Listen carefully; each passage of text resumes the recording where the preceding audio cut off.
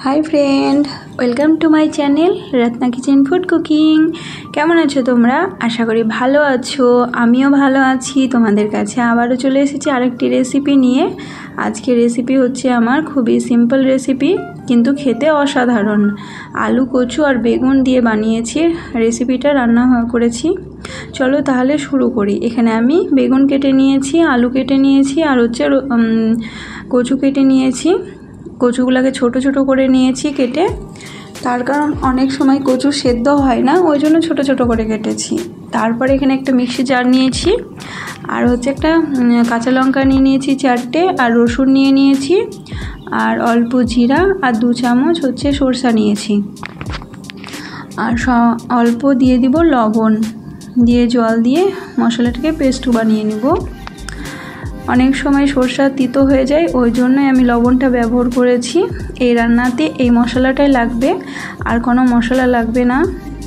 এবার কড়াই নিয়ে নিয়েছি, কড়াইটা গরম হয়ে গেছে, সরষার তেল দিয়ে দিব। তেলটা গরম হয়ে গেলেই কচু আর আলুটা কেটে রেখেছিলাম সেটাকে দিয়ে দিব।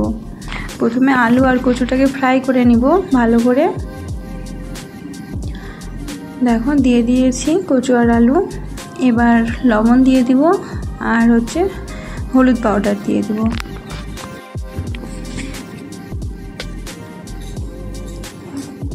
এবার ভালো করে মিক্স করে নেব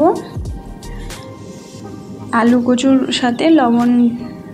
লবণ আর হচ্ছে যে হলুদ পাউডারটা দিয়েছি। যারা যারা আমার ভিডিওটা দেখছো প্লিজ একটা করে লাইক করে দিও। আর কোনো নতুন বন্ধু যদি আমার চ্যানেলে আজ প্রথম ভিজিট করেছো তাহলে প্লিজ আমার চ্যানেলটাকে সাবস্ক্রাইব করে দিও, আর আমার পাশেই থেকো। চলো এবার কচুটা আলুটা ভালো করে ফ্রাই করে নিই। আর যারা ভিডিওটা দেখছো প্লিজ স্কিপ করে দেখো না, পুরোটা দেখো, ওয়াচ করো ভিডিওটা।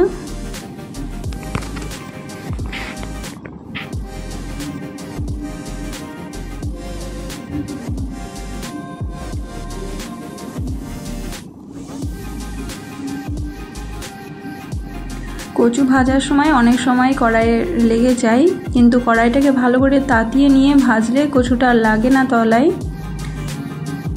এবার কচু আলুটা ভালো করে ভাজা হয়ে গেছে, এই সময় বেগুনটা দিয়ে দিব। বেগুনটা বেশি না ভাজলেও হয়, অল্পই ভেজে নিব আমি বেগুনটাকে।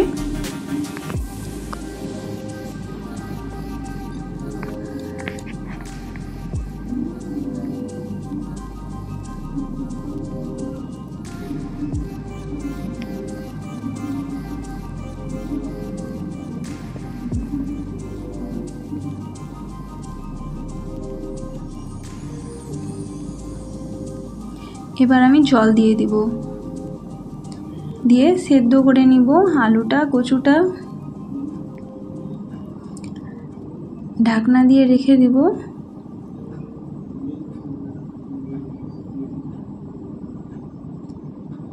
দেখো ফুটে গেছে। এবার গ্যাসের ফ্লেমটাকে একদম লোতে রেখে আমি 20 মিনিট সেদ্ধ করে নিয়েছিলাম।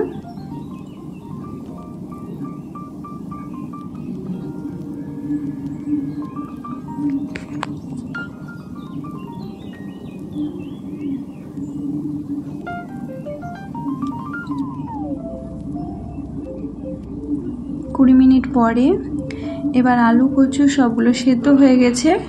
এবার নামিয়ে রেখে দিব এটাকে, দিয়ে মশলাটাকে ফ্রাই করে নিব।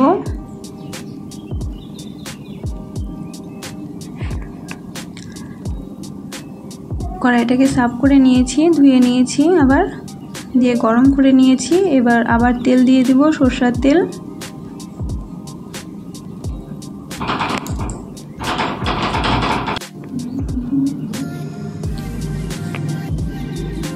এবার দেখো তেলটা গরম হয়ে গেছে।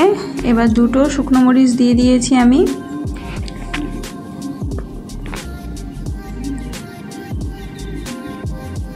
আর রাই দিয়ে দিলাম অল্প, আর একটু জিরে দিয়ে দিব, গোটা জিরে।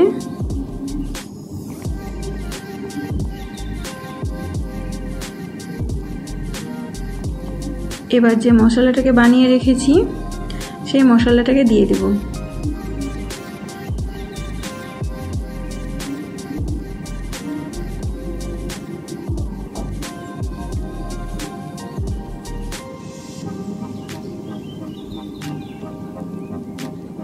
দেখো মশলাটাকে দিয়ে দিয়েছি।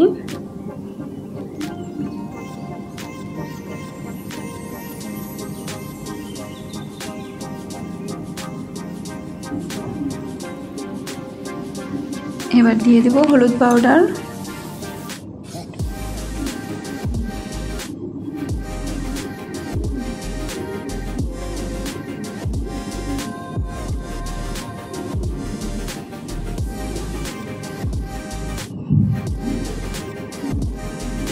অল্প সামান্য ধনিয়া পাউডার দিয়েছি,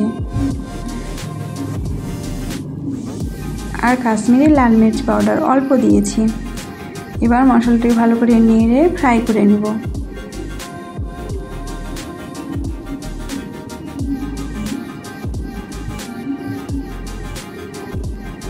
দেখো মশলাটা ফ্রাই হয়ে গেছে, মশলা থেকে তেল ছাড়তে লেগেছে।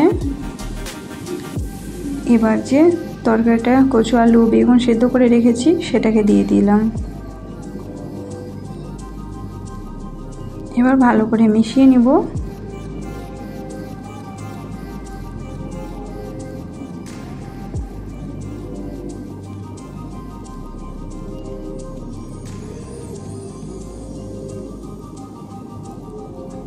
লবণ দিয়ে দিয়েছি পরিমাণ মতন, একটু লবণটা কম হয়েছিল, আগেও দিয়েছিলাম লবণ আমি, তাই আবারও দিয়ে দিয়েছি। বেশ 5 মিনিট আমি ভালো করে ফুটিয়ে নিয়েছিলাম। আজকে রান্নাটা আমার কমপ্লিট হয়ে গেছে। এটা খেতে অসাধারণ হয়, তোমরা বাড়িতে একবার ট্রাই করে দেখো এরকম করে কচু আলু বেগুন রান্না করে।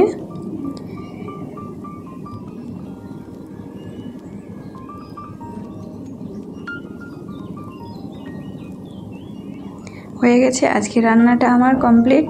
তোমাদের কেমন লেগেছে আশা করি ভালো লাগবে। আবার তাহলে তোমাদের সাথে দেখা হবে অন্য কোনো ভিডিওতে।